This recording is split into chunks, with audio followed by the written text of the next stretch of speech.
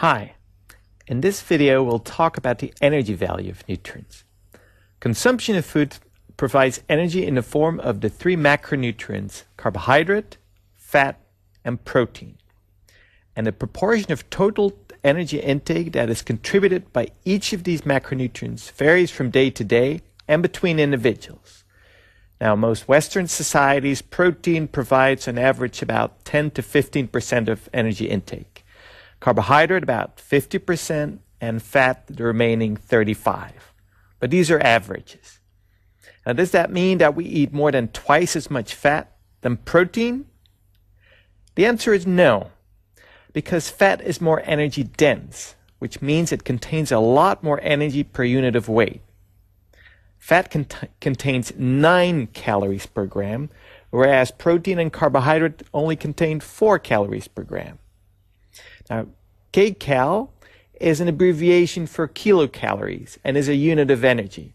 And we often ignore the kilo and we simply talk about calories. Now, how did we get at these numbers? How did we get it to 9 calories for fat to 4 calories for protein and carbohydrate?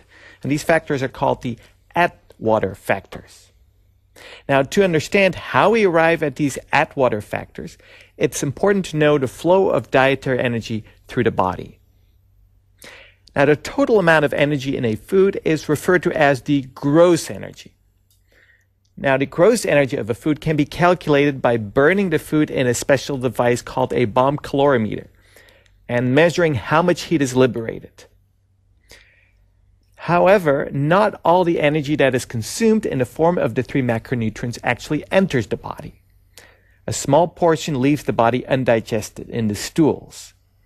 Now, it's assumed that the proportion that is absorbed, which we call the digestibility, is a constant value for each of these macronutrients.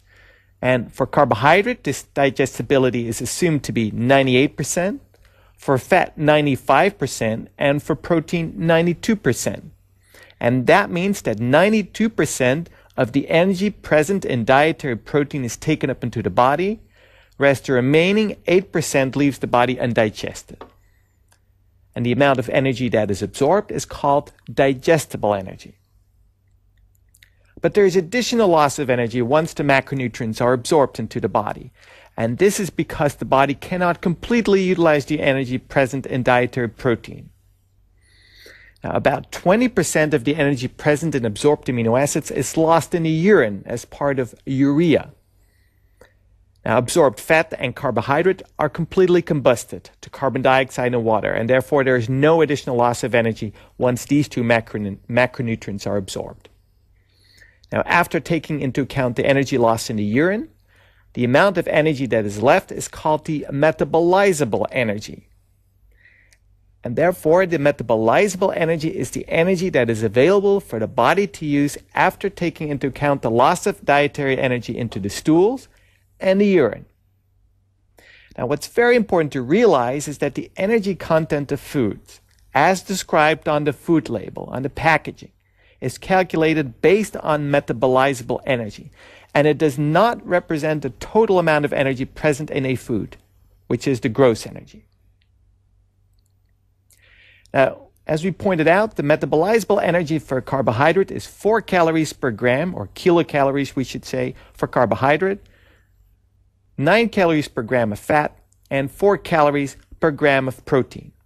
And these numbers are referred to as the Atwater factors, based on the work of W.O. Atwater and his colleagues at the United States Department of Agriculture at the end of the 19th century already. Now, using these Atwater factors, the energy content of a food can be easily calculated based on the macronutrient content. Now, for example, after determining that whole milk contains 4.5 grams of carbohydrate, 4 grams of fat, and 3.5 grams of protein per 100 grams of product, the energy content of 100 grams of whole milk can be easily calculated. So this is what we refer to as the Atwater factor. And the key point I want to emphasize here is that we use metabolizable energy to refer to the energy content of a food as written down on a food package.